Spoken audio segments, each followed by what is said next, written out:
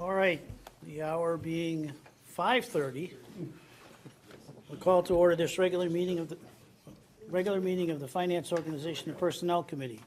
This meeting is being broadcast live on the City of Keene YouTube channel and channel 1302. The video is also streamed on the city's website, and it's posted on the website by the end of the next business day, barring any technical difficulty. Copies of the printed agendas are available in the wall pockets just as you enter this meeting room. Public and other city councilors will be recognized to ask questions and make comments on the agenda item under discussion. After being recognized, all remarks are to be made through the chair. I will not recognize an individual a second time until everyone who wishes has had a chance to speak. Anyone who wishes to address the committee is asked to go to one of the microphones in the room and identify themselves by name and address prior to speaking. Written comments from the public will be accepted at the city clerk's office until Tuesday at 1 p.m. Our minute taker is participating remotely, and from time to time, she may have to ask one of us or those speaking at the podium to speak up so she can catch all the details of the meetings. We have a quorum. We have nobody calling in, so we're ready to go. And first item is Downtown Infrastructure Improvement Project, City Engineer, authorization for grant application.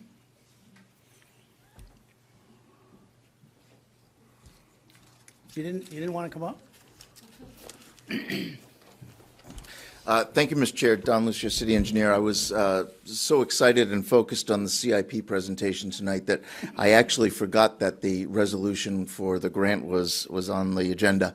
In front of you is a request to authorize the city manager to apply for grant funding. And that would be related to the downtown infrastructure project. Specifically, we're going to be submitting an application for what's called the RAISE grant. It's the Rebuilding American Infrastructure with Sustainability and Equity. You might have previously heard of the Tiger grant or the BUILD grants that we've used in years past. This is basically the next iteration of that. Each administration comes in and they rename it and to put their own fingerprints on it. But they're the same series of funding through the USDOT for major transportation projects. So we're actively preparing that application now. The deadline for submission is February 28th, and we'll be looking for you to approve the city manager to apply for and execute that grant agreement. Thank you. Questions, committee? Got a hearty group of three here, so we'll move along. Anybody from the public wish to speak to this? Motion, please. Move to recommend that the city manager be authorized to do all things necessary to apply for applicable state and federal grant funding for the downtown infrastructure improvement and reconstruction project. Second. Seconded, first motion and seconded, no further discussion. All in favor? No one's opposed, unanimous. Thank you, Mr. Chair. Thank you. I don't have the copy of the agenda. Am I the next item as well? No, okay. No. You're number 6.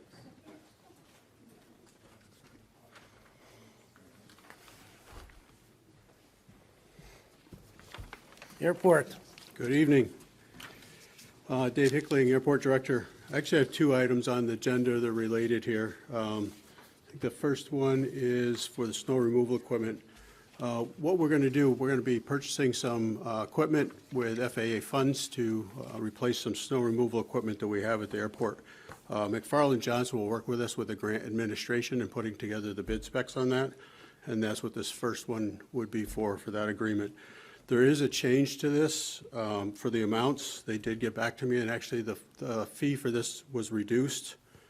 So if we could amend the memo for the cost or for the budget to FAA share would be $31,500, and then the state DOT and the airport would both be $1,750 each. So pretty straightforward. They would just help us with the bid specs and the grant administration for the project. Okay. Comments, questions, members of the committee? Is this a in-kind replacement? Once you get your new one, the other one will be, Yeah, we would probably keep that as a backup. If we did sell it, we have to give the money back to the FAA, so we just keep that. okay? Any members of the public wish to speak to this? Seeing none, Move that the city manager be authorized to do all things necessary to execute a professional engineering service contract as amended with update numbers with McFarland Johnson Incorporated for the development of bid specification and associated grant administration for the airport snow removal equipment purchase. Second. has been moved and seconded. Any further discussion, members of the committee? Seeing none, all in favor? No one's opposed, unanimous. Thank you. Excellent. Second item I have on the agenda is an RFQ. So we did an RFQ 2 years ago, I think in '22, for an engineer of record for the airport. They were project specific. When we did that RFQ, it listed all the projects that we were going to use them for. This is important with FAA. We actually have to have an RFQ specific for the project that we're applying for a grant for. So what we had to do is put out another RFQ, which we did, with this project and also the terminal improvement project, which wasn't on that first RFQ. So this would add them to these projects to make McFarland Johnson our engineer of record. Questions, comments, members of the committee? Public members? Seeing none, motion, please. Move to recommend that the city manager be authorized to do all things necessary to enter into an agreement with McFarland Johnson, Inc. for airport engineering and architectural services for the Keene Dillon Hopkins Airport. Second. It's been moved and seconded. Any further discussion? Seeing none, all in favor? No one's opposed, unanimous. Thank you. Thank you, sir. City attorney, I guess, huh? Yeah, well, thank you very much. Good evening. Here, unusual for me to be here on the matter, but, well, oh, yeah. What are you gonna do without me? Oh, here we go. I know. We were just talking about that. Well, I can see it when I'm up there. Anyway, thank you very much. Tom Mullen, City Attorney. The matter before you is a subordination request from a financing entity for the project being undertaken at 310 Marlborough Street. And I understand the owner of 310 Marlborough Street is here this evening as well, if there are questions for him. But this is the situation. So, as you know, this was a 79E project. We haven't done very many 79E projects. You know, they're in many ways a wonderful benefit for folks who want to improve their properties. When we developed the ordinance or the resolution and implemented the resolution a number of years ago, we didn't have a lot of real-world experience with it. This one made me think a little bit about the complaint I sometimes have about the state legislature, where they pass a law and without any particular practical understanding of how it may apply, and then you drop it into a practical situation and you find that out. This is what occurred here. In our resolution and in the declaration of covenants that are recorded. And just to remind everybody, what happens under 79E is they do a certain amount of improvements over the statutory minimum. They have to have public benefits that are associated with that. If the city council decides that the improvements meet certain aspects of the public benefits, then the city council can have the assessor provide some, we don't tax on the assessed value of the improvements until the end of the period, in this case 5 years. So you take a baseline of what the taxes are before the improvement, they make the improvements, we record the covenant, and then they get a tax benefit over the next 5 years. As much for the public as anything else. But so when we did all that and we recorded the Declaration of Covenants, there is a provision in the Declaration of Covenants which tracks the resolution that we have adopted that A, requires the property owner to have property and casualty insurance. That's not a problem. But B, also provided the city with a lien on the proceeds that come out of that. That is a problem. The bank raised this. There is a refinancing activity going on. The bank contacted us through Banks Council and requested that we issue sort of a blanket subordination agreement with respect to the declarations. I was not very happy about that, but I did dive into the declaration with the bank to determine exactly what their issues were. And the principal and central issue is the fact that we have a lien on the property, the proceeds from a casualty incident. That's not in the city's interest, quite frankly. If we don't want to have any responsibility for having to restore or refurbish a property that's subject to the casualty. If we take the proceeds from the insurance, then we would have that obligation. That's not our interest. It's in the interest of the property owner to repair, restore the property to maintain the tax incentive that he or she gets or the entity gets from that. So that's their issue at this point. So I'm bringing before you tonight a request for me or for the city manager in this instance to execute the subordination agreement, which is strictly to subordinate the city's declaration and rights to the bank's mortgage with respect to the property and casualty proceeds. Questions? Questions? Yes, sir. Thank you, Mr. Chair. I'm fine with it for this one. I want to start with that, but I can see why we would want that as, not that we would want the proceeds to go to us, but we would want to make sure that they actually repair or replace as opposed to pocket and run.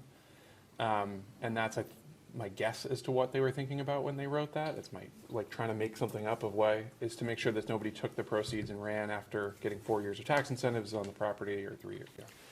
Yeah. So I can understand there might be a better way for us to go about that in the covenants that we write, to say that that's our expectation, is to repair and replace as opposed to actually take the money. I guess my comment to that, and the city assessor is here too in the event that he may want to have any comment on it, but what happens at that point is if they don't satisfy the document, they're responsible for the property taxes at that point. There's a penalty that the DRA would impose. So, I'm not quite sure how we write a recordable declaration that says that you shall not run off with the proceeds. I mean, they certainly have the right to do that, but then they lose the benefit under the covenant at that point. Mm-hmm. And in this case, the bank definitely has an interest in perhaps maintaining this. This would be a situation where you had an individual property owner. This one arises in the context of the bank, but even still, even if it's an individual property owner without the bank, I would be very cautious about the city taking proceeds and then having an obligation to restore. Totally agree on I align with it not taking proceeds, but I understand the intent of it may have been to prevent I understand that. Yeah, and I don't know if there's a better way to go about that. Well, we can think about it. Yeah. Well, I will, I think, be suggesting coming back at some point in the not too distant future with some revisions to the 79E declaration as a result of what you just said and as a result of this request.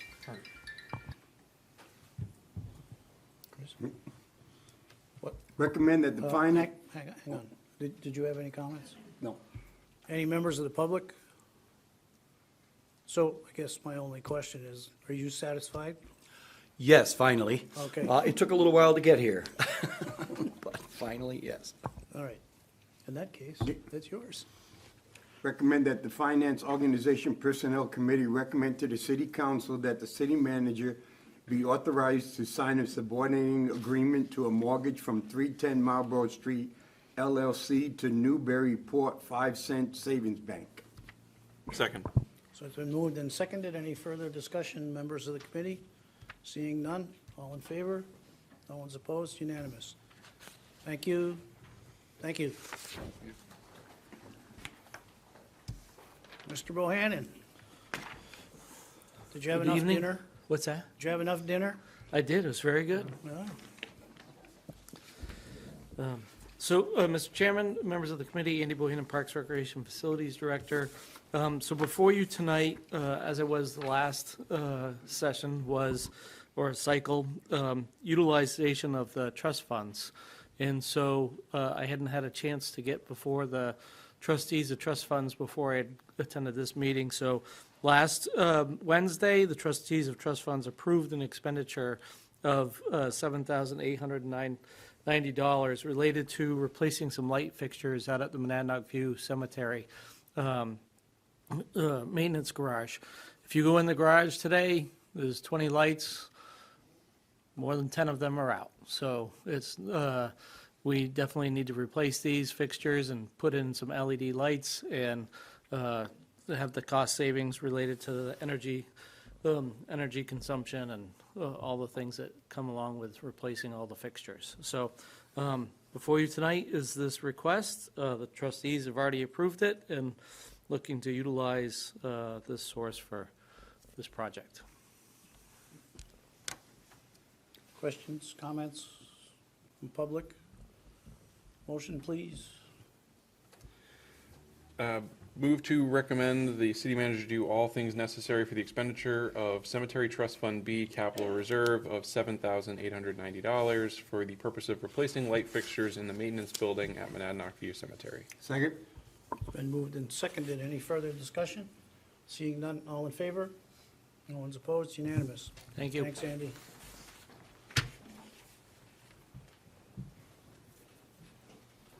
Welcome back.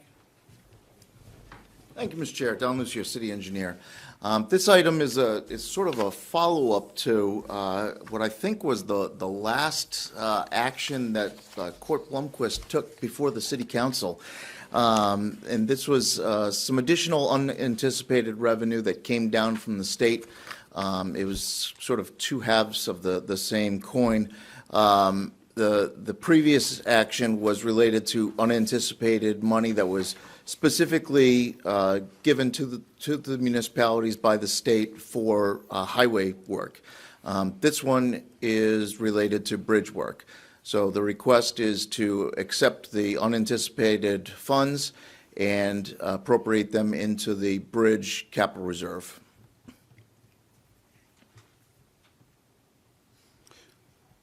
Question, comments, members of the committee, members of the public?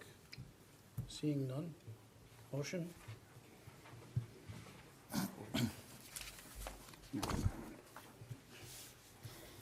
Move to recommend the adoption of Resolution R2024-04. Second. It's been moved and seconded. Any further discussion, members of the committee? Do we have to accept? Get it twice if we can. All in favor? Anybody opposed? Thank you, Mr. Chair. Thank you. So we have moved on to the capital improvements program. And open up with some discussion from the city manager.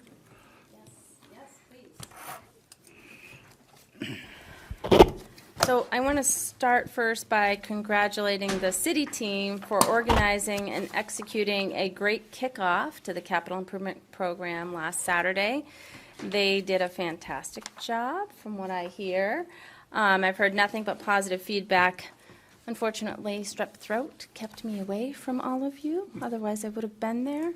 But I had confidence in their ability to execute, and they did so very well. The beginning of the CIP review with council is also the beginning of our operating and budget preparation. We started this summer with CIP prep. Once the review of this document tonight begins with council, staff begins the operating budget prep. It's a vicious cycle. The budget process ends this June when the council approves an operating budget, which will include the first year of the CIP as amended and adopted by council.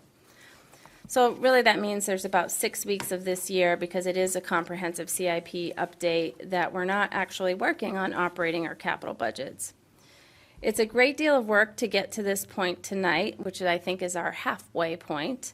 And I need to acknowledge not only all of our departments presenting these projects over the next few weeks, but also the finance department for orchestrating it all and helping to ensure we put forward a plan that meets our needs and is fiscally responsible. I rely on them not only for the execution of the document, but also the analysis and the creative solutions that they bring forward to help us meet our fiscal policy limitations. I like to say they pull lots of rabbits out of the hat, and we get in a room, we try to figure it all out. The FOP review by departments will focus on the first 2 years of the plan. This is the same as we've done in the past, and highlight new projects coming onto the plan. The first year of the program being the most important because it is included in the next operating budget proposal. Working to accomplish the goals of the city's master plan and the city council goals requires many smaller department-level plans. Implementation of those plans occur incrementally over periods of time, often spanning several years and therefore several budgets.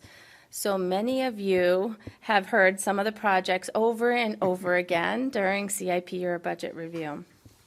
Ultimately, though, the CIP document is a financial planning tool that is updated as we move closer to the implementation of a project.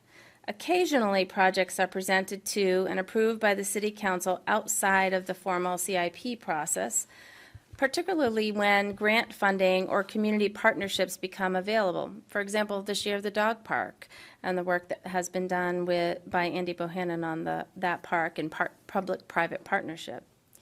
As a planning document, it also does not bind any public body to undertake any projects, but serves the City Council as a tool to identify and schedule needed improvements and to forecast and plan for the financial impact of those improvements. The CIP is a 7-year plan, which includes projections beyond those first 7 years. That's in your appendix. The CIP includes projects with an estimated cost in excess of $35,000 and an anticipated useful life of at least 5 years. Individual project requests are consolidated also into capital programs that includes project details and amounts by department, costs, and funding sources. And we've paid particular attention to impacts in operating budgets that we anticipate will come as a result of a project. But the bottom line is that we always have more needs and wants than we will ever have for funding. Sidewalks might be important to one counselor, while pools could be important to another. However, debt reduction might be important to everyone, and so we have to balance those interests and needs. The fiscal policy, the council goals, our master plan, and the smaller department-level plans provide our roadmap. So tonight, there are just a few things I want to highlight. Each year, we try to look at an approximate level investment in the city's capital plan to help avoid challenges associated with large projects like the downtown project, which is anticipated to cost several $1,000,000. With advanced planning, you can spread the expense over multiple years using capital reserve funds and other financial tools like grants that are aligned with the project timeline. So I spend a lot of time, before it's in your book, on what's now page 15 of your CIP book when we're putting this together. And if you look at the bottom of that page, you will see a little cheat sheet that we've created. And we use this to determine how many new dollars are needed in each year of the plan, given what we know right now. Using that calculation as a guide, you can see there's no room for new projects in the CIP until fiscal 28-29, unless we want to spend more, borrow more, shift other projects, remove other projects, or we are successful at removing costs by getting grants or using other funding sources. The other thing I want to highlight this evening is that we have been successful at reducing debt, in large part over the last couple of years through the use of ARPA funds as a debt reduction in the roadway preservation and rehabilitation program. In fiscal 25, you will see the use of those ARPA funds again. It is the last of those dollars, just over $887,000. This strategy has saved the community significant expense in interest. This, in addition to the use of unassigned fund balance. This strategy, however, is not sustainable in the long term. It continues to be a short-term fix for the next few years, which will likely need to be adjusted in the next comprehensive CIP update. Lastly, this plan estimates an increase in debt over the next 7 years. However, it remains well below the 12% debt fiscal policy limit. changing from 7.4% to 9.59% over the 7 years. I highlighted in my CIP cover letter to you that I fully expect to make adjustments in the later years of the plan, as some projects as are currently identified by using debt will likely be funded by grants. So that's a conservative estimate. So for example, $4.5 million of stormwater improvements related to the downtown infrastructure are included. However, tonight you approved us to apply for the RAISE grant. If we're successful with the RAISE grant, that $4.5 million could be removed from debt. We will adjust the plan each year based on actual grant awards. In addition, if we are successful at moving some big dollar expenses from debt, it allows us to shift expenses in the later years of the plan currently assigned to unassigned fund balance. This will be my priority, as it will be necessary in fiscal 28 and beyond.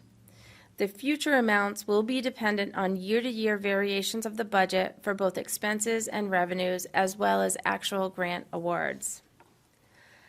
The proposed plan is a good plan, but it is just a plan, based on what we know today. This is a document that will always change as more information is received. Many of these projects, like I said before, you've heard over and over again, as they move through the CIP process up to the point in the plan where they are ready to be implemented.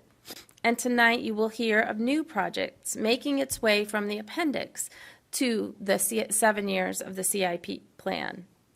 There are also projects that we've been including as placeholders, like Fire Station 2, because we know eventually something will need to happen with that building, but we haven't yet identified a funding source. That's another one right now that's sort of just sitting in the plan as a placeholder. Good planning requires good asset management strategies, and the city has taken several steps over the years to improve and enhance these strategies. Only a couple years ago, we added sidewalks to our asset management plan, and you heard recently we have now moved on to inventorying and planning for street trees. Not that these things hadn't received attention or investment from the city in the past, but creating an inventory and a policy or plan for investment is a much more informed and strategic approach. I'm proud of the department efforts to continue to improve capital asset planning and management strategies, and with that, I turn it over to our finance director. Thank you. Good evening, Mr. Chair. Been a while. Good evening, Mr. Chair, members of the committee. I'm going to be brief because we do have a long agenda tonight, and the city manager did hit on a lot of really important topics that I also had in my notes too, but I'm not going to duplicate efforts. No, that's okay. I don't mind at all.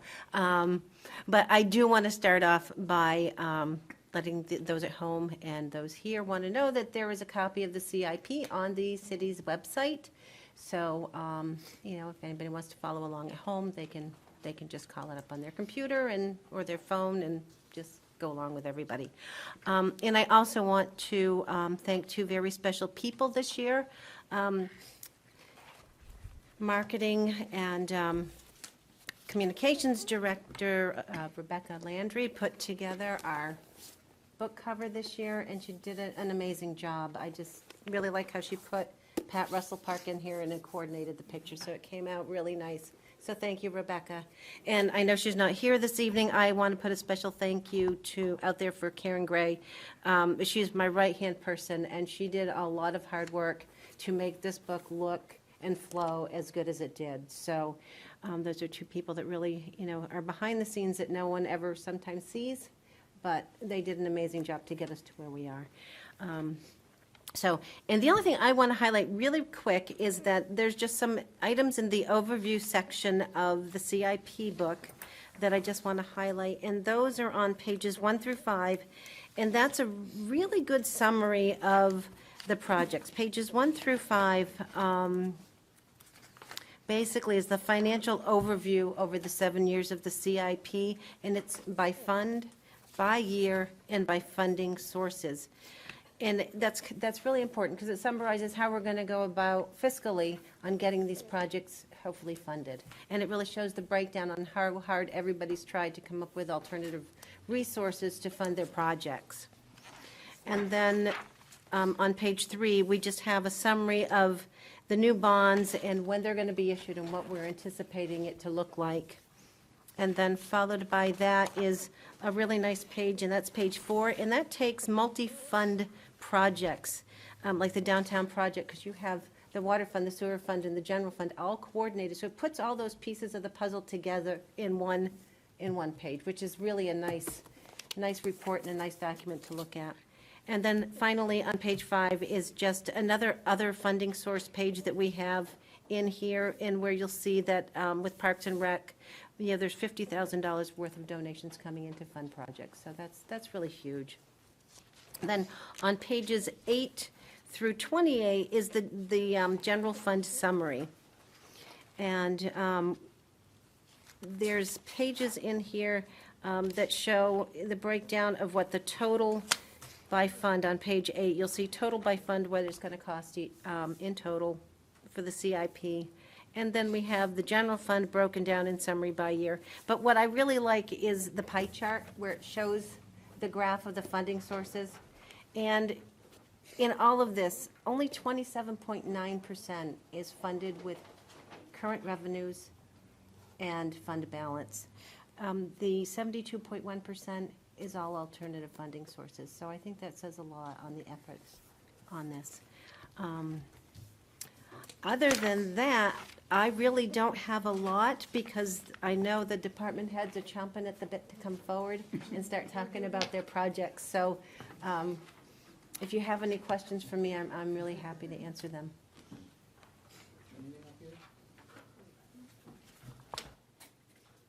Mr. Assessor.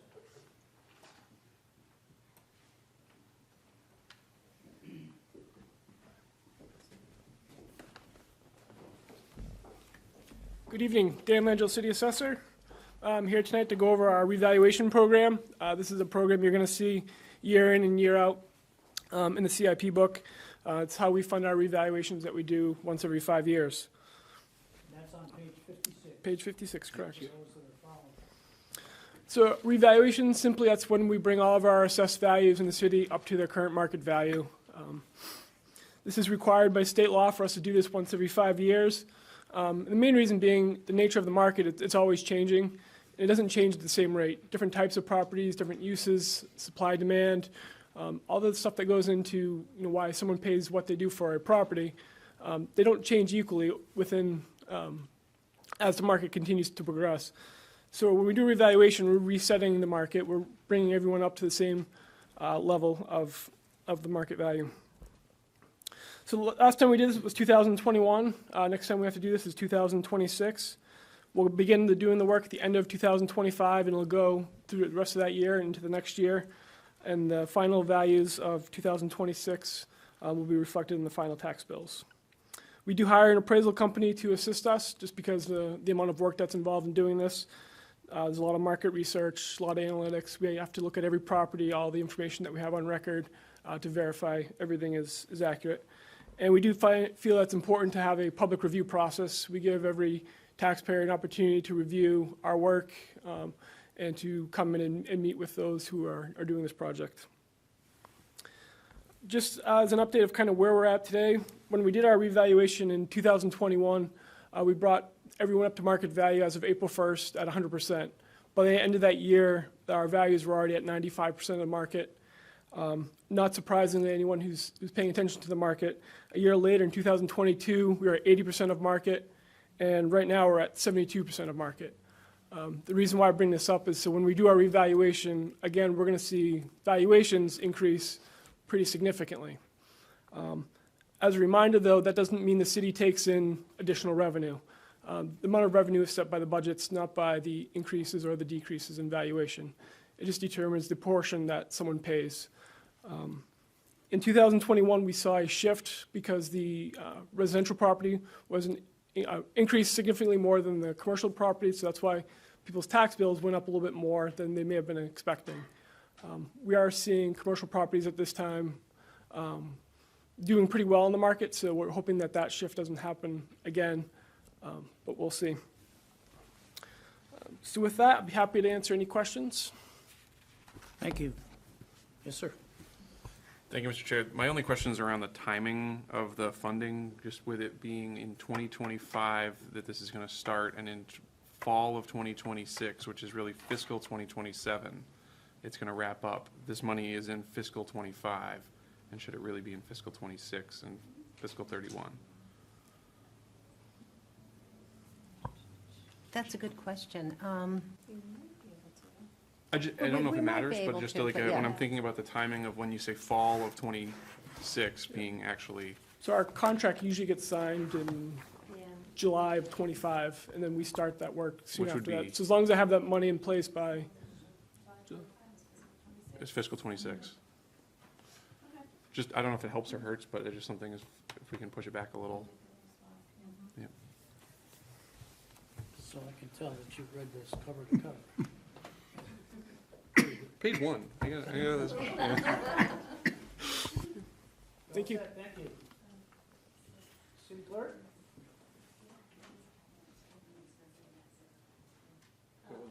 Yeah, it's capital reserve funding, so it's gonna be a net zero.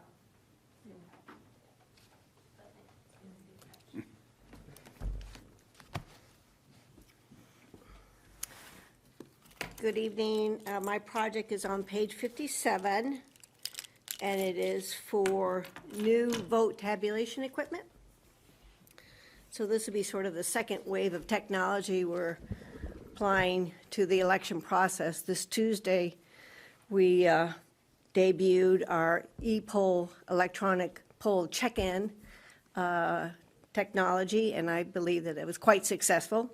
In all the wards, I think it was a positive experience for voters and will give us certainly some gains of efficiency in the back end, as we're still, after the polls close, there's still quite a bit of data that needs to be collected for the state, and this technology will really help us out in that regard. But the vote tabulation equipment that counts the votes per candidates, that's quite obsolete equipment. We purchased it in 1994. That equipment stopped being manufactured by the vendor in 2007. And the Microsoft operating system stopped being supported in 2014. Now, we've been going fine. We have 2 tabulators per ward, so we certainly have backup services. If something happened, we would swap out the device. But for many communities that don't have that handy resource, the vendor has to really, they're just trying to purchase this equipment from other states that are going to new technology. They purchase it and they cannibalize it, and they keep the rest of us in New Hampshire operating. But the states realize that this can't continue much longer. And finally, a few months ago, the Ballot Law Commission approved 2 new vendors in the state. And both of those vendors are doing demonstrations currently throughout various communities. They both will offer the traditional optical scanning, so they'll still produce that tabulator report that talks about candidates and votes per candidate. The difference being both of them will offer a digital image of each ballot. The actual ballot will have a digital image. Both of them will require changes in state law that will determine how much of an advantage we get to take of the digital image. Ideally, maybe we use technology to actually sort of scroll through the ballots and with our stylus say, yep, that's a vote for that, that's an overvote, that's an undervote. Don't know, or we might just have these digital images maybe there for recounts, don't really have a sense. And so I'm happy that we don't have to make a decision quite now, because this is really going to be in the legislators' hands as to how far we can take this. But know that we have to go somewhere, and we can't continue to utilize our current system. At some point, the Ballot Law Commission will prevent us from using the AccuVote tabulator. They will say, if you don't upgrade, you will return back to hand counting. And that is not what we want to do. That is not an accurate way to count as many votes as we have, ballots as we have in a community our size. So with that, we certainly hope that we're in place for the 2026 elections. But again, thankful that we're not looking to procure anything at this point in time. And happy to answer any questions. Questions, comments? Yes, sir. I know it's a little, but I really appreciated the great job they did at Tuesday's election. Thank Just you. to put my my driver's license in there, I has never been able to go so smoothly and efficiently. The thing of having someone with a ruler trying to find a person's name, that's so last century. Yes, yes, it is. Yes, I think it was a very positive experience for Keene's voters. With that, thank you. Mr. Mayor?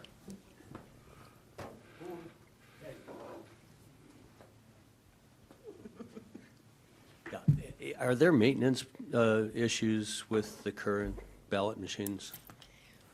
We have a maintenance contract, and before every election, the crew from the vendor shows up and does a full maintenance check of everything. So there is vendor support Oh, for the yes, current yes. machines? Yeah.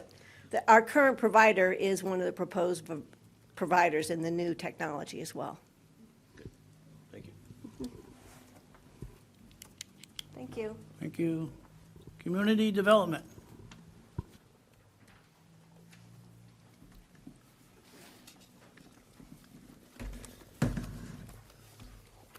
Good evening, councilors. Jesse Rounds, Community Development Director. So I want to start by saying we originally had 3 projects in the CIP. However, when the City Council obligated funds for the comprehensive master plan, we're down to 2 projects. So both are scheduled for fiscal year '25. And you're on page 30? 31 and 32 are the remaining projects. So the 10-year digital base map project, described on page 31, is an integral part of our Geographic Information System, or GIS, program. It was last updated in 2015 with an interim update in 2020. They took some additional images in 2020. The project is contracted out to a firm, and it's proposed to be a far more robust project than in previous years. It includes additional assets like our reservoirs and the airport outside of the city boundaries, which will allow us to do much more robust management of those facilities. It also includes a technology called LiDAR, which has some interesting opportunities for a bunch of different departments, but would allow us, for example, to create a digital model of the downtown district where we could do a lot more street-level planning with the community. And that's just our department being excited about that possibility. But the mapping software or the images really help fire, police, assessing, and public works. And actually, this is well-timed.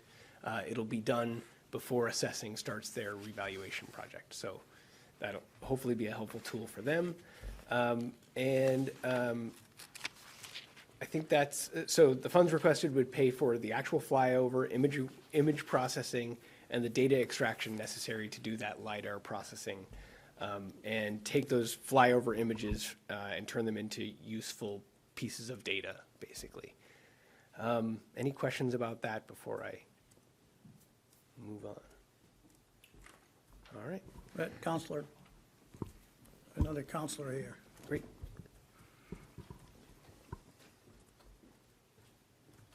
Thank you, Mr. Chairman. Ed Haas, 114 Jordan. Jesse, are you doing your own LiDAR, or are you taking that from the state?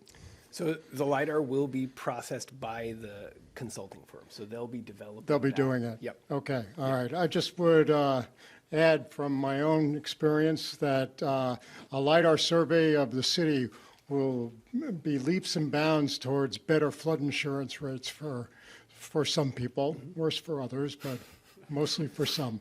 Yep. Thank you. So the other project on page 32 is the bicycle master plan.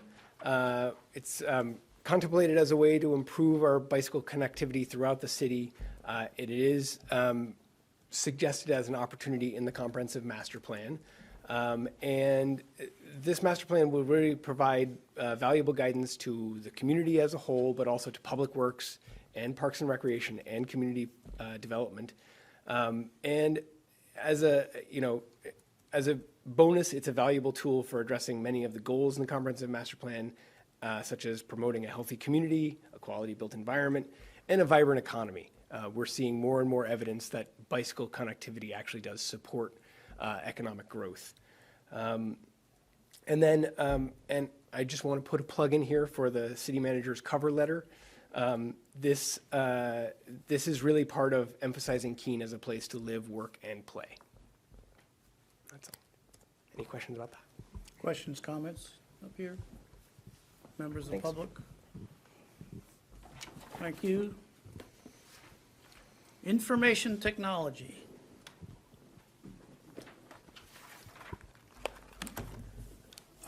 We're going to be on page 66. That's right, yeah, good evening. Andrew Mueller, Information Technology Director, City of Keene. Traditionally, ITOs goes last on this night. I assumed it was to transition you guys from all this information to bedtime. Very excited, we're towards the middle of the bus here this evening. So, yeah, page 66, we starts 5 of our projects here. The first one is the database software upgrade. The City of Keene has several applications out there that still require database backends, and so this project, these 3-year project here, enables us to make sure that the software is up to date.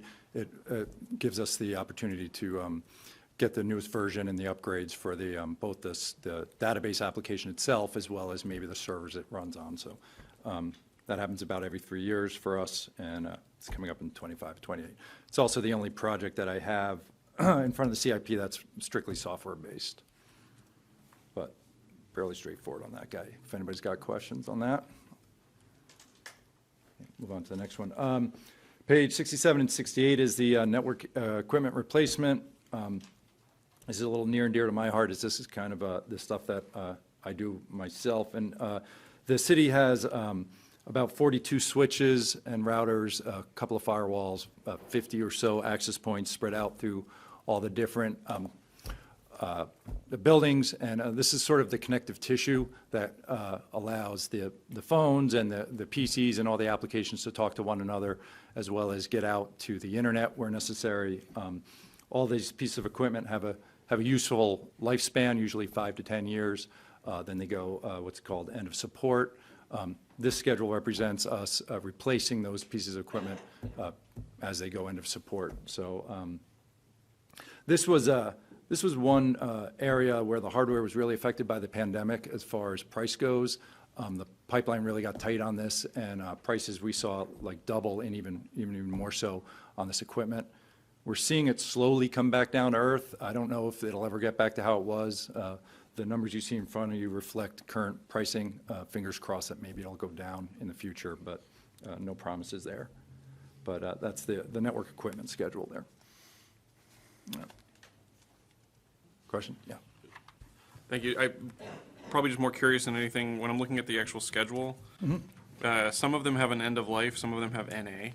I'm wondering what the difference Yeah, great. is. Yeah. So we hide the model numbers for security reasons and stuff. But so different model numbers have already been announced as end of life. Some haven't yet been. So what we like to do is put a placeholder in there in case they get, put end of life. Generally, the vendor gives us 5 years. We can't really count on that, but that's kind of the rule of thumb. So that's what you're seeing there, is that sort of representation. Yeah. Thank you. It's our best guess when we think those are going to go into life. Yeah. Perfect. Thank you. Yeah, you bet. Great question. Page 69 and 70 is the server replacement schedule. So in the old days, servers had sort of a one-to-one relationship with what they did. You had one server that did email, you had one server that did the police software, et cetera, and you had a rack full of these servers. With the advent of virtualization software, we're able to take what's called a host, which is really just a big server, and virtualize all those and sort of bring them under one box. So now the police software and the public works server, they can all run together in this virtual environment. these big servers are called hosts, and they need to be replaced every 5 years or so. So that's what you're seeing in front of you is the schedule of those hosts, the replacement on that. Also in this is the UPS, our uninterruptible power supplies. Those are basically big batteries. We have 2 data centers, and they're all connected through these UPSs, and that's if the power goes off, the servers will run, the equipment will run through that UPS while it switches to the generator, and vice versa, so computers and this type of equipment doesn't like to be shut off violently, so the battery kind of keeps up like that. They're pretty big, and they need replacement every bunch of years as well, so you're seeing that as well scheduled in there. Thank you, Mr. Chair. Have we looked at, for any of the on-premise going to like a cloud-based server instead of using on-prem? So a lot of our application, not a lot, but several of our large applications, including the finance system, has gone to the cloud, for sure. So we always look at kind of weigh the pros and cons to that. And it's something that we'll always continue to look at, what we're seeing that sort of in a couple projects ago, the DBA projects, we're seeing sort of that minimize as other things sort of take its place, security, and then dealing with how do you get access and keep access to these cloud applications that we no longer run and can support. So when they're down, it's not, we have to just say, well, now you have to wait for the vendor to fix it. We can't do it, So having the police server go down isn't necessarily exactly okay, right. regardless. Yeah. So there's definitely a cost benefit to all these things. Okay, thank you.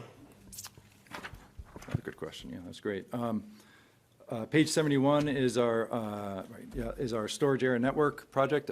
It's called the SAN for storage area network. If the UPS is a big battery, the SAN is a big hard drive.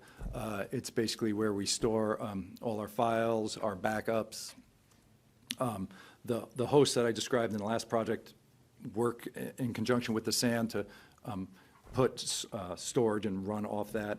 And we have 2 of these, one in each location, that provides high availability, redundancy. We can actually take virtual servers and move them from one SAN to the other SAN and do maintenance without the users seeing any sort of interruption.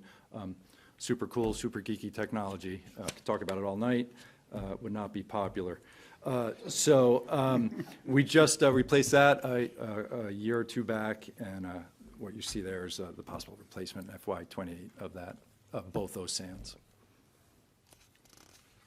Questions on that guy? All right.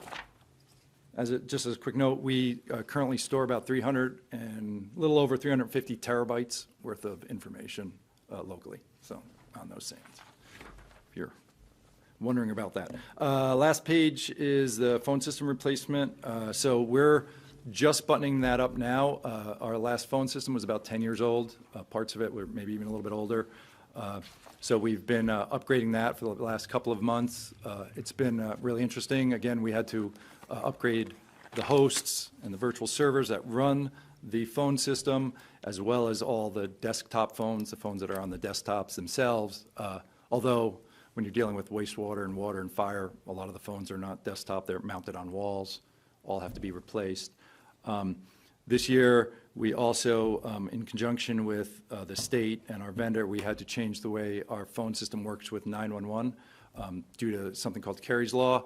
And basically, in the past, like 5 months ago, if you called 911 from City Hall, it would say City Hall, 3 Washington Street, and that's what they would go on. Now we're required to provide the location of the phone. So now if a phone dials, if you dial 911 from a phone here, it'll say City Hall, 3 Washington Street, City Hall, 3rd floor, southeast corner, this office. So for safety, it helps the emergency responders get there much quicker. It sounds great, but it was a lot of work on the back end to make sure all those phones can do that. And so that's what we were doing in this last project. It was great to sort of push the needle forward on that. And then what you're seeing in FY29 is hopefully the replacement of that and the next iteration of technology that'll take that place. But that's it. That's all I got. Any further questions? Any questions? Members of the public? The mayor? Thank you, Mr. Chairman. Andrew, nice to see you. So I assume that security and upgrades of old hardware and storage, that overall is going to secure the city's networks because of the improvements in technology. What causes me to, not having seen a security item in your package, is to think of the federal initiative to support cities and towns and their data information systems. So in response, partly to something that happened to a neighboring city not so far from us, the federal government started that initiative. I know that Senator Hassan was very key in providing a municipal grant program through the federal government for municipalities and to secure their data systems. So could you just address, is that something that the city sees as a necessity, and the extent to which you see the application for those dollars as part of your strategic vision over the next few years? Yeah, sure. I don't know which way to look. So as far as that grant goes, we worked with the state, and I am part of a group that works with the state as well, and looked at where those dollars were going. Fortunately / unfortunately, we were ahead of where those dollars would go. So we had already implemented things like MFA and some of the stuff that the state was going to use that federal money for. So at least I believe the grant you're talking about, we couldn't take advantage of. We are looking with Public Works for a lot of those cybersecurity grants. And so, yeah, we take security obviously very serious. And so any chance we get to get grant-funded money to put towards these things, we definitely, we definitely are looking at. As of right now, there's none in the works that we can take advantage of that I know of yet. However, I did hear through just recently a meeting that I was at that there seems to be more money coming down through the state as well that we're going to hopefully be able to use. And there's been several in the area of compromises that, for sure. Yeah.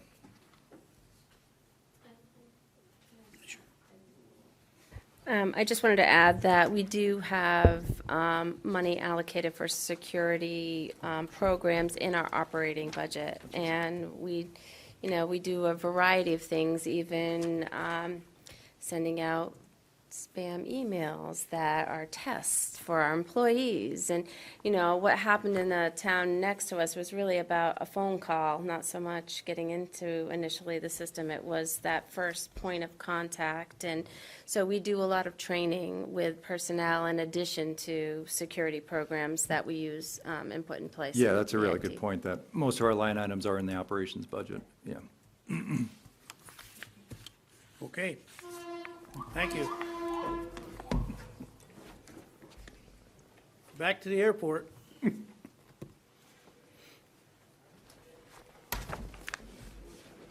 Good evening again. Dave Hickling, Airport Director. I've got quite a few projects on here. Try to get through them as quickly as possible. And a lot of these you are familiar with, but I'll just update you on where we're at. Page 75. Your First one. project, 75. Okay. That's our wildlife perimeter fence project. This project has been kind of in the works for a while. We've had some delays in some of the funding. We are going with phase one now. This would be phase two, which would be actual construction of the project. And this would be divided between 2 years, FY25 and FY26. So this project is to complete the fence. We've got a partial fence around the airport. Unfortunately, it doesn't cover the part where most of the wildlife enters the airfield. Obviously, deer on the runway are not good, and that's what we're going to try to prevent with this. This project is FAA fundable. Most of the airport projects are, so between the federal and the state grants, it'll pay for 95% of the project, so we'd be paying for 5%. So that kind of buttons that up. I think if you have any questions, I think you're familiar with that project. We've been talking about it for a few years here. Is there any questions with that? Okay. So the second project's on page 76. This is snow removal equipment replacement project, which I had a couple agenda items tonight on that. When I do a capital improvement plan with the FAA, I talk about projects that we're going to do in the future, and sometimes we push those off to years ahead to bring in more priority projects. This was a project we've been talking about for a while, and I was informed in, I guess, third quarter, fourth quarter last year, that the FAA has actually programmed money for this project for FY24, so we put this in here. Again, 95% of this is funded through federal and state grants. We would be putting out the bid specs this spring, anticipating grant money to probably come in late this year to pay for that. So that would replace the 1995 Sweepster broom. The broom is pretty significant equipment because it actually sweeps the snow off the runway and gives us a really good landing surface for the airplanes. And that equipment's almost 30 years old, the one that we're replacing. Any questions on that project? All right, next project, page 77. This is another project that we added, Airport Terminal Improvements Project. I know facilities had some projects for replacing the roof and replacing the entrances. What I found is a new grant source that we may be able to use to fund this, and we're going to be applying for a grant through the bipartisan infrastructure law that's specific for airport terminal improvements. And what we're going to do is we're going to add ADA improvements to this project, as well as green energy projects. What we'd like to see is electric vehicle and electric aircraft charging stations into this project. And this isn't an AIP project, but it's funded the same way. It'd be 90% federal, 5% state, 5% local. Next project is on page 78. This is one we keep in our CIP, airport pavement maintenance and marking program. So this would basically cover crack sealing and pavement marking. Pavement marking gets wore down really quick with our snow removal, and it's pretty important that the airplanes see the center line of the runway when they're coming in, so we keep this in here. What we've been able to do in recent projects, when we did our taxiway extension, is I included in there when they're painting that taxiway to paint the runway too. So we were able to not do this. We put it into that capital project, so we were able to push that out. But we keep this in here. If we're not able to get that done under another project, we'll have that available. Next project, T-hanger apron maintenance. This is the worst piece of pavement on the airport. It hasn't been done in quite a long time. Probably the reason is this piece of pavement is not fundable through the FAA. So this is one project I have on here that we won't have a grant opportunity for this. This pavement's pretty old. We just raised the rates of the T-hangers, and I think this is a pretty good gesture to do this for them with that pavement in that condition. Just to note, the T-hangers bring in revenues of $142,000 a year to the airport. So we want to take care of those tenants. The next project will be a big project. My next big goal after the perimeter fence is airport obstruction management. Removal of trees. This was done, I believe, in 2016, 2018. There was a pretty big project that didn't get all of the obstructions. It did a really good job, but there are some remaining. Also, in that time, we've got new ones. So trees grow, so we have some new obstructions we need to address. So this would include probably 3 phases. We do it through 2 different years. A new obstruction study where we get a engineer to come in and identify what obstructions need to be removed. We do easement acquisitions and then the actual obstruction removal. Again, that's a multi-year project, and you can see the cost breakdown on there. Any questions on that project? Yes, last time we got involved with the tree removal, we didn't exactly take the neighbors in consideration, and we must have spent about a year and a half of neighbors coming in. So when they get ready to do this plan and assessment, Are we going to get the local neighborhood involved up front so we don't have the problem we had last time? Yep, I can't guarantee we won't have problems. But when I did the RFQ for our engineering consultant that we're using now, the engineer of record, one of the things I put in that RFQ is to find someone that had experience with working with the neighborhood for obstruction removal. It's very specific, and the engineer we're working with now, McFarland Johnson, they actually identified projects they'd worked and how they worked with the community to help alleviate that. So I think we're covered there as best we can. Okay, thank you. Yep. Any other questions on that project?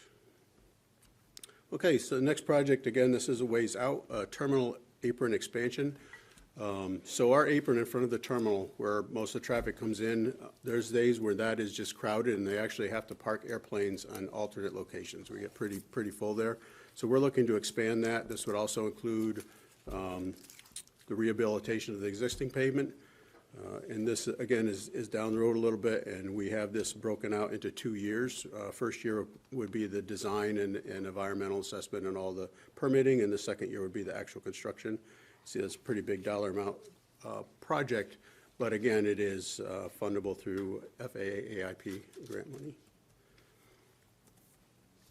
And that would also, that project, we also need to take into consideration future growth, where we could put new hangars and have pavement available for new hangar development. The next project is replacement of the beacons. We have 12 hazard beacons around the area. You probably see them flashing at night, red lights. We maintain those. It is a bit of work for our guys to get out there and get up and replace them. What we want to do, and this project's been on our CIP for a while too, and we've been pushing it down a little bit. There is technology out there to put LED lights on these with solar panels. It all works, but the FAA has not authorized us to use it yet, so we're kind of waiting for that authorization so we can make that technology upgrade to these lights, and the maintenance would go down quite a bit when we do that. But we've got that out there for FY30. And then I think the last project we have is the fiber optic replacement. So we're going to be placing the fiber optics from the city network out to the airport and the wastewater treatment plant. And this project, we're going to split this with the wastewater treatment plant, the cost of installing that. Questions, comments? Other public members? Thank you, sir. Thank you. Mr. Bohannon.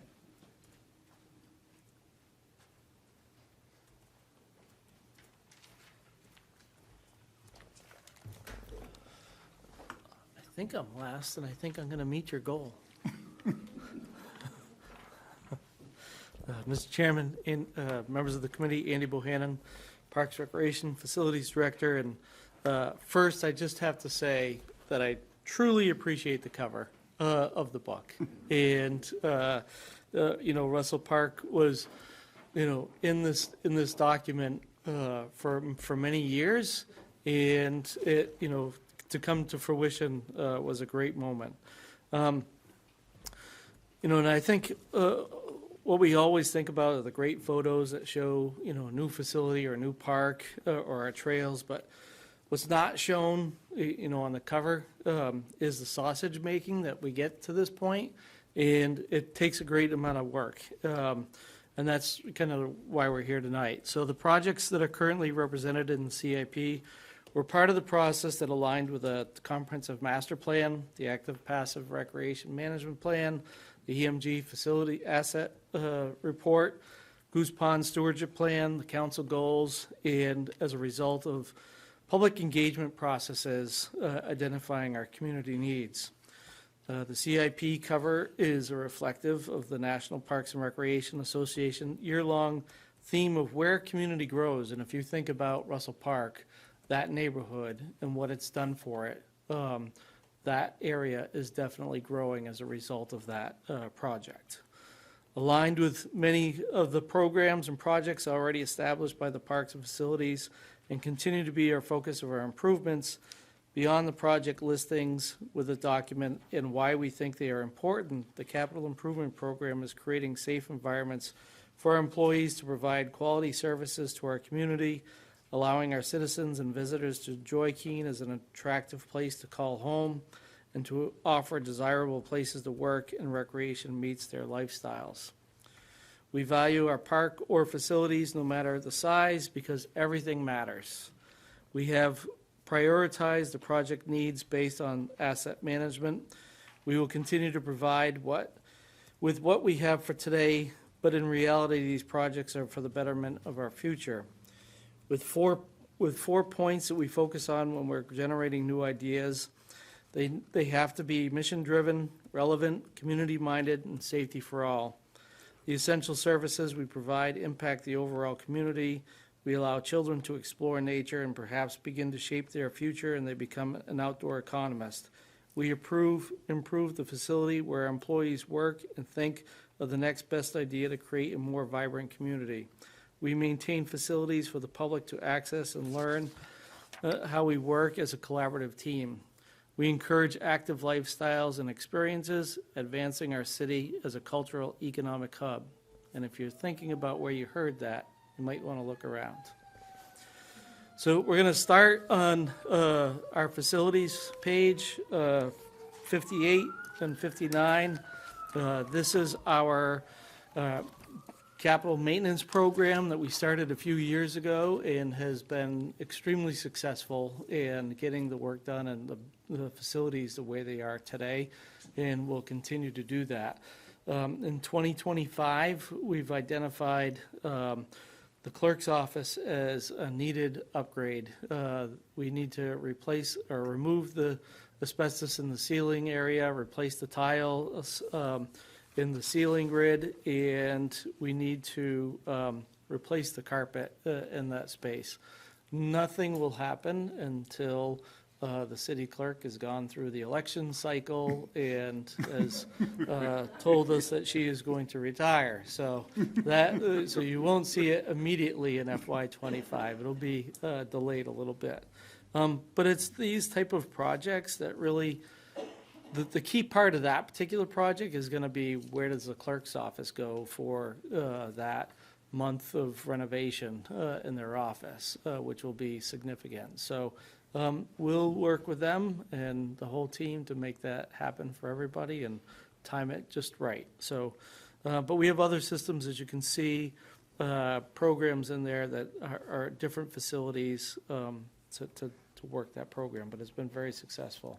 The project that you see is our old generator, our new generator that we put in City Hall. We have a new generator coming at the rec center, and that should be installed in the next couple of months. Next page, you have our roofs. Got one for you. Andy? Yes? I got one for you. Sorry? And this might not be, this isn't actually for you. If this is gonna, I don't think it's for you, maybe it is. If this is gonna linger into FY25 and FY26, if that's a funding-related piece, I'm not familiar with how we manage the capital reserve program, so really low level. But if we have that money from the revaluation program that's not really till FY26, is there a way to rebalance that? And I know that it's capital reserve and capital reserve, but to say that we're gonna fund the capital reserve slightly differently I'm just thinking of, to pull the money forward so you don't have to split it up over two fiscals to do the clerk's office, if we were to punch out the reassessing project till FY26 when it's really needed, if you can get all the money you need in FY25. Oh, I understand. But from a funding perspective, we could fund, the clerk's office would be done in FY25. well, I'm reading the note of saying, however, this project will carry over in FY26. Construction. Oh, the actual construction. Yes. Oh, okay. Yeah, it'll all right. be, Then yeah. I'm good. I thought you Yeah. were pulling funds from 2 years and. Sorry about that. No, it's gonna take a year then? Well, depending on when we start the project, yes. All right. In page 60, we have the roofs program, so we'll be starting in FY25 at the DPW garage. And a lot of these roofs have been very delayed in getting replaced, and they've extended their life, and so we are definitely in need of, you have to fix the roof in order to make sure the building is sound. So DPW in 25 and part of the recreation center above the classroom area in 25 as well, and City Hall on the 4th floor in 26. Next project will be the parking lots, and we will start at Public Works, and then we will assess the years after that and how the parking lots are related to the airport is scheduled for that following year, and then the recreation center, and then, you know, we'll continue to make those assessments as we go forward. Andy, how did you get parking lots? Part of the facilities. Okay.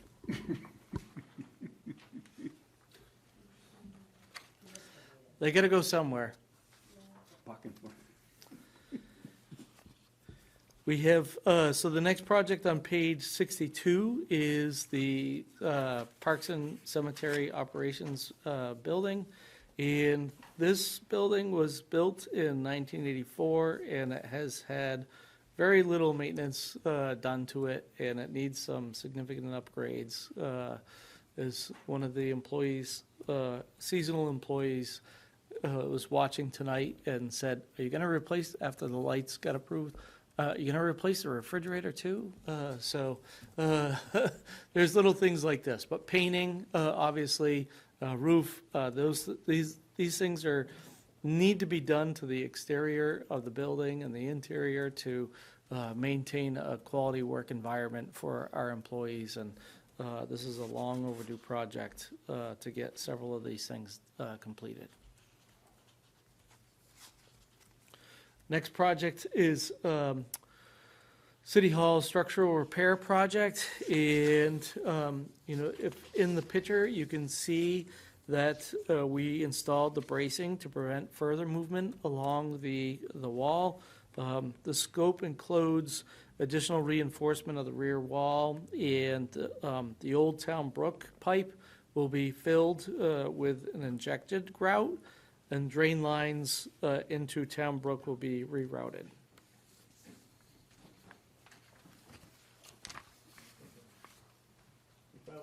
Need to take a break? Okay. Citywide security upgrades. So these, this will kind of create a 4-year program, if you will, starting in FY '26. And we'll hit City Hall first related to our cameras and our building lock systems. This will be an upgrade to that, getting everything on closed circuit TV and making sure that we have a stronger security system and optimize the FOPs for all our employees and the security of our building. So this is kind of, the cameras that are around City Hall are the technology's getting a little old pretty quick in this field, and so this will be an upgrade to those systems. Next is the city manager mentioned earlier related to the West Keene Fire Station.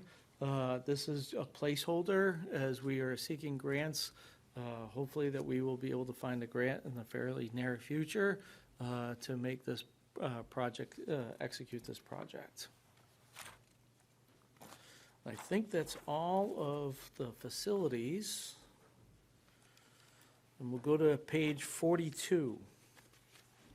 It's where the parks start.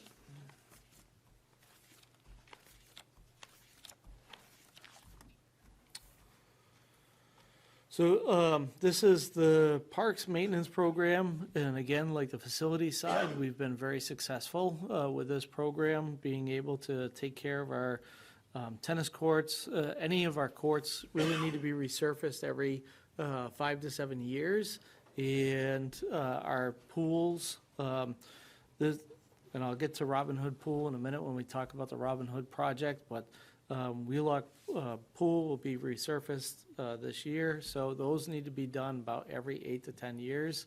And keeping this program alive has enabled us to fix quite a bit. We've improved the irrigation on the Cal Ripken area fields, and in the future we'll do the the softball fields and replace playground structures. As you can see, our annual has been $75,000, but we have increased it in a few future years. That is including grants to make sure that that is able to do, whether it be a 50-50 match through like the LWCF program. If we're not successful with those, then we'll just obviously have to push those out. But all of our play structures within the city come to their useful life, especially the ones at Wheelock. And the replacing the parts, believe it or not, are very difficult. And one of the slides that we had to replace was only one of 3 left in the warehouse. So you know that it's getting more and more difficult. The next program in front of you is on page 44, related to the open space and trails. And, this past spring or fall, I was able to work with a couple of UNH students related to our mountain biking and our economic analysis, and they really focused in on Goose Pond. And one of the things that they found was there's an estimated close to 10,000 people utilize Goose Pond, which is very significant. And utilizing those type of natural resources needs maintenance and for the impact that it has. And so one of the things that we want to make sure we do is make sure that those are great places for people to stay, work, and play, because that's their recreation. Not everybody uses an athletic field, but a lot of people use mountain bikes and go out and hike. And this is a great area, and starting to maintain our other areas to that same standard. We looked at, in that study, it was kind of reported out that an estimated $1 million was being brought into the city as part of our local economy is from the outdoor recreation world, which is pretty significant. And so improving our open space and trails of, Ashwillet River Park, the Jonathan Daniels Trail, the trailheads, all of these start to make a place where we become a destination. And that's the goal of this particular program, and keeping up with that use. The next is your forestry asset project, which had some discussion at the last meeting related to, various areas and street trees. And the letter that came from the Conservation Commission, item number 4, recognized park inventory. And so this particular project addresses that issue and that need, and that'll be focused in FY26, and it'll be focused on Wheelock Park, Robin Hood Park, Dinsmore Woods, and Ladies Wildwood Park. So we will take an assessment to create, good forestry practices in those areas. Most of those are replaced by the all red pine monoculture that was replaced in the hurricane of '38, and they've served their useful life. So the next project before you is the Ashwillet River Dam project, and funding has already been approved to begin the public engagement and conceptual design for this. But in the fall of 2023, the Nature Conservancy submitted a grant application on our behalf. Awards are expected to be announced between now and July of 2024. Therefore, we'll delay the start of the design process until the awardees are announced. We don't want to get ahead of ourselves, and we want to be able to utilize the grant funding for that project. But as you know, this will be a pretty hot topic, but I think having a public engagement process, as we did the last time, will serve the community well. The next project in front of you is the Transportation Heritage Trail Program. Now, we've already, as you saw last night at the MSFI committee, there was a presentation related to the first phase of this project, and that's going to go from Eastern Ave down to 101, and then out in future years in FY28. The city has submitted a request to the NHDOT related to the Prowse Bridge as being a part of their Route 101 project. If you recall from past meetings, The funding request provides matching funds for a potential federal grant of an 80-20 split, and this CIP is updated to reflect the design and construction to coincide with the New Hampshire DOT project. So if you have any questions related to this particular one. Two more before you here, and that's the Robin Hood project. And just as I updated you on Saturday, so this particular is out in FY '27 and '28. We worked with Weston and Sampson, who had originally done the project back in pool assessment in 2018 or 19. They came back and looked at Robin Hood Pool related to putting in a new PVC liner and kind of a full refurbishment, and we'll be able to do that for about $1.7 million. And so that will still enable us to be able to do the other things that we need to do in the park that we had addressed. So being able to refurbish it has been a big cost savings to us, as opposed to losing it and building brand new. As we did the flash vote survey that was out in this public engagement process, it was fairly clear that they wanted to keep the pool on the east side. The last project before you is the Trail Bridge Maintenance Project. This is a new project. We have several bridges on our trails that cross, whether it be Ashwillet River or Beaver Brook, and they were installed some time ago, and their bridge platforms need to be replaced. So this will take a look, and we'll be completing the repairing the fences, replacing the deck boards and the bicycle rub rails, and cleaning and sealing all the exposed concrete surfaces on these. And we'll be contracting that out. And this will be really important because I know the bridge over the Ashwillet in between Pearl and Island needs significant maintenance. The deck boards on in the Ashwillet River Park going over this is Melanson Bridge. Those all need to be replaced and do it soon. So that's why we brought this project forward.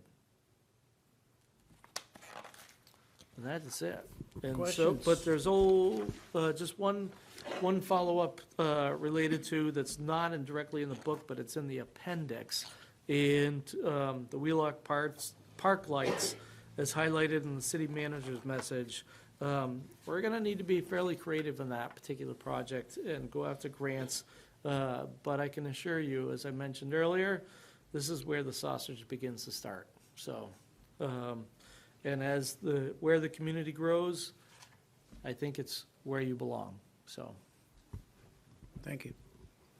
Sir? So when you're talking about the trails, when is the one coming up over 101 towards Swansea?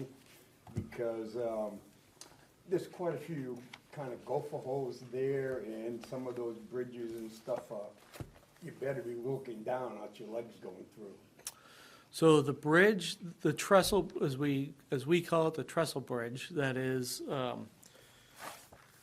but over the Ashwillet from Winchester, kind of in the Keene State area. Yeah. That's a Keene State College maintenance program, and so we have emailed them the needs that anytime we get a complaint, we send it over to them just for, their safety purposes, and hopefully they work that out. And then the bridge that goes over 101 is what is known as the South Bridge. That is not a city bridge. That is still owned and maintained by the state of New Hampshire. And as you recall, they decided to pour the concrete in the middle of January and February on that project, so get what you get. And the abutments don't line up. No. Go ahead. Then I'll give the mic. Thank you. I wanted to say thank you you guys are very good about being kind of aggressive on the grant funding and planning out really far and saying, we're going to get a grant for this and going to find it. So I really appreciate that. Takes some confidence in it and knowing that you're going to have to flex and figure it out. So Thank you. Mr. Mayor. Thank you, Mr. Chairman. I'd like to ask Mr. Bohannon, and it's on page 45. So those suggestions that came from the Conservation Commission clearly had a longer tail to them, meaning timeline. Our current project shows the allocation for fiscal '26 and is specific to several parks. The recommendations from the Conservation Commission were more extensive to cover city streets, to maybe get into a match program with homeowners to improve properties and right-of-ways along streetscapes. I think some of those improvements aren't reflected here yet, so I'm curious, if not an amendment to this plan, how do we envision creating a timeline so that neighborhoods, residents have some expectation that we haven't just dropped the ball on this, but in fact there's a intention to incorporate this into our city's capital improvements?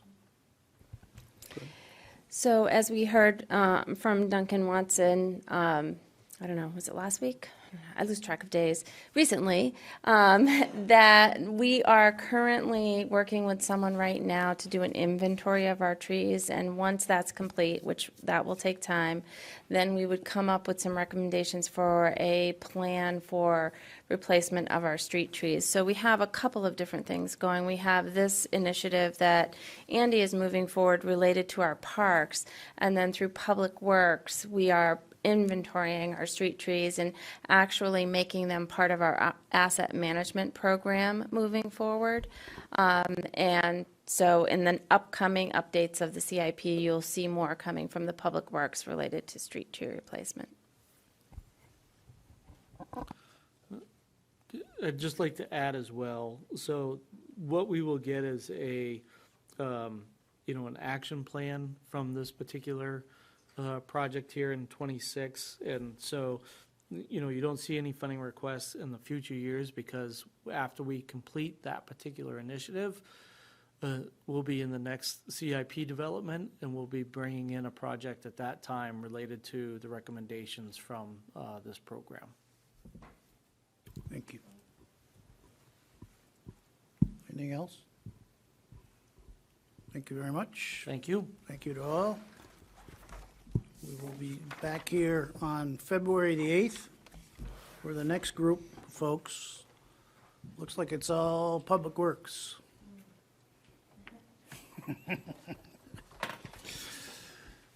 right, we're adjourned for tonight. Thank you.